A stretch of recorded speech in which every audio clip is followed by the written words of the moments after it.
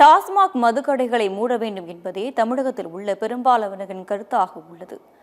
டாஸ்மாக் தொடர்பான மக்களின் கருத்துக்களை தற்போது பார்க்கலாம். ஆட்சியாளர்கள் நடந்த விதங்கள், ஆட்சி முறையெல்லாம் வேறுபாடு இருந்தது.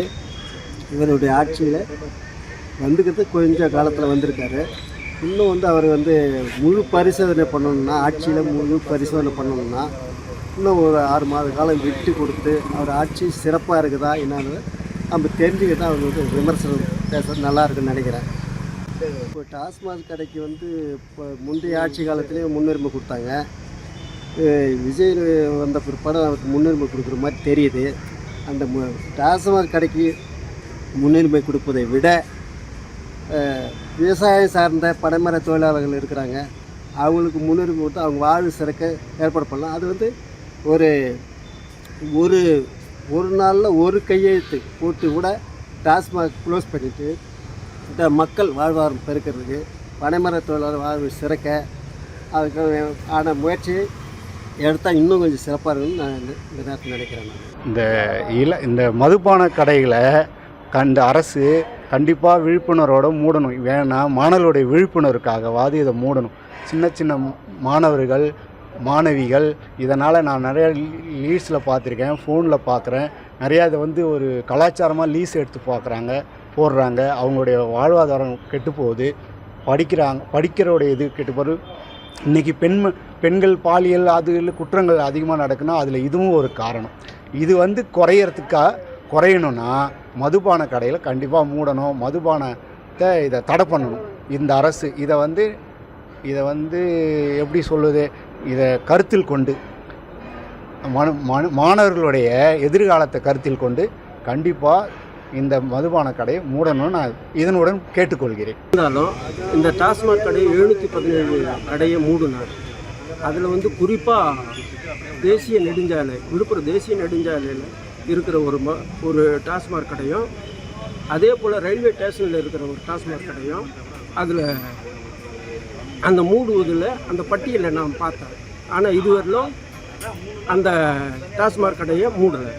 இது ஒரு பெரிய குற்றச்சாட்டு. குற்றம் குறைஞ்சாதான் மக்கள் நிம்மதியாக வாழ முடியும். அதனால் மதுக்கடை மூடினா எல்லாமே படிப்படியாக சரியாயிடும். கஞ்சா விட மது ரொம்ப அதிகமாகி போச்சு. அதனால் மதுக்கடை அவசியம் மூடணுங்க.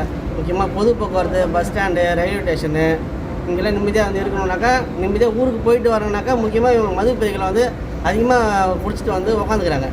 அதனால் பார்த்தீங்கன்னா இது இல்லைனாக்கா அவங்கள குடிக்க மாட்டாங்க. பக்கத்தில் இருக்க தான் அவங்க குடிச்சிடறாங்க. பக்கத்தில் இருக்க கடையை அவசியம் மூடுங்க. உங்கள் பேருங்க? என் பேர் குப்பன். டாஸ்மாக் எடுத்து எல்லாருக்கும் மக்கள் ரொம்ப இறஞ்சது தான். டாஸ்மாக் எடுத்து அவ்வளோ நல்லது தான். எல்லாமே பாதிப்பு. மக்கள் லேடிஸ்லேருந்து ஜென்ஸ்லேருந்து குடிச்சு, நான் என்ன எடுத்துக்கேன், நானே குடித்தேன். இப்போ இருக்கிறதுனால தான் நான் குடிக்கிறேன், இல்லைனா குடிக்க மாட்டேன். இப்போ அதோட ஏன் இப்போ கல்லுக்கடை கேட்குறேன், கல்லுக்கடை விட்டுப்போ, அது தொழிலாளர் தானே, அவங்க பிழைக்கிட்டோம். இதை மூடுங்க. இதை கல்லுக்கடை கல்லுக்கடை பிழைக்கிட்டோம். கல்லால் எதுவும் பாதிப்பு இல்லையே, எந்த பாதிப்பும் கல்லால் கிடையாது. ஏன் கல்லுக்கடை விட்டுப்போ, டாஸ்மாக் மூடு, கல்லுக்கடை விடு. கல்லுக்கடை அதனால எந்த பாதிப்பும் கிடையாது. மக்களுக்குன்னா கொஞ்சம் விழிப்புணர்வு இன்னும் கொஞ்சம் நாள் இருப்பாங்க. லேடிஸும் கொஞ்சம் இதாக இருக்கும். சரி பரவாயில்ல, நம்ம போகிறோம், 10 ரூபா சம்பாதிக்கலாம், கணவனை வீட்டில் கொடுப்பான், அவங்களுக்கு என்ன அந்த நோக்கத்தில் இருப்பாங்க. ஏன் அதோட இதை விட்டதோட கல்லுக்கடை விடு கவர்மெண்ட் கல்லுக்கடை விடு. கல்லுக்கடை அஞ்சல் இல்லைல்ல, அதை விடலாம் தலைவா, அதை விடலாம். இப்போ இந்த டாஸ்மாக் விழுப்புரத்தில் மூடுறேன்னா அது மூடு, இதெல்லாம் மூடுறேன்னு சொல்லி இன்னும் மூடுறது கிடையாது. மேலே எடுத்தால் மூடு. அதே மாதிரி மக்கள் பாதி ஸ்கூல் இருக்கிற மற்ற பொதுத்துறை இருக்கிற எங்கே இருக்குது எல்லாத்தையும் மூடு. நல்லது தானே, உனக்கு நல்ல பேர் தான் தலைவர். டாஸ்மாக் கடை இருக்கிறதுனால இதெல்லாம் பிரச்சனைலாம் உருவாகினா இருக்குது. என்னென்ன பிரச்சனை வருதுங்க ஐயா? என்ன பிரச்சனை? இவ்வளோ பெண்கள் பிரச்சனை வருது.